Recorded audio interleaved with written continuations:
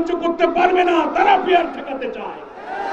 সকল দলের প্রতিনিধিত্বের মধ্য দিয়ে একটি অংশীদারিত্বের সরকার আসলে কর্তৃত্ববাদী সরকারের শাসন চালাতে পারবে না যারা, তারা পিয়ার ঠেকাতে চায়।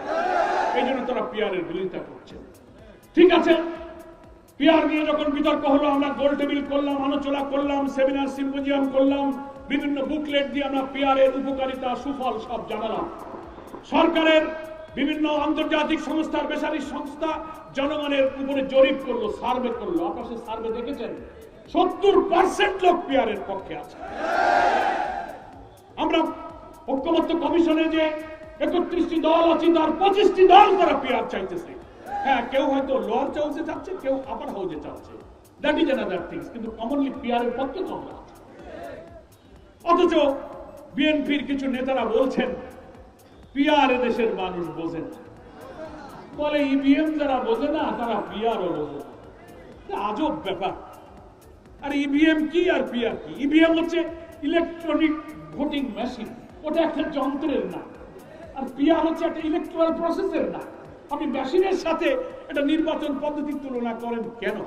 বাঙালির হাইকোর্ট, বহু বাঙালির আগে হাইকোর্ট দেখাবেন না। আর এক নেতা কইছে যে পিয়ার কি খায় না গায়ে মাথা। এই দেখছেন না কি আজব ব্যাপার? রাজনৈতিক ব্যক্তিত্ব, ডিগনিটি যাদের আছে, তারা কি একটা পলিটিক্যাল বিষয় এই মন্তব্য করতে পারে? আমরা বলেছি এদেশের অধিকাংশ জনগণ পিয়ার চাই কিনা আপনি গণভোটে পিয়ারের পক্ষে মতামত গ্রহণ করুন।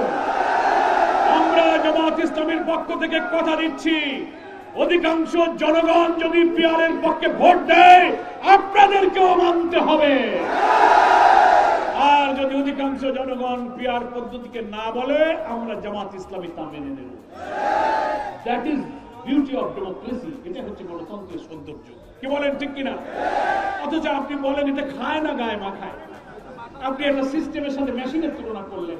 রাজনীতির প্রজ্ঞা একটা বড় দল, এদিকে প্রধান নির্বাচন কমিশনার, চিফ ইলেকশন কমিশনার, তিনি একটা সাংবিধানিক পদে বসে আছেন। আরে বাবা, আপনি তো আইন জানালেন, সংবিধান জানালেন। উনি ওখান থেকে একদিন বলে বসলেন যে পিয়ারে সংবিধানে আইন নাই।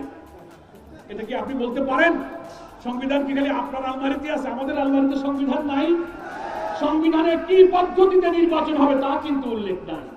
বলা আছে এভরি আফটার 5 ইয়ার্স, প্রতি 5 বছর পর পর জনগণের ভোটে জনপ্রতিনিধিত্বশীল সরকার আসবে, তারাই সরকার গঠন করবে।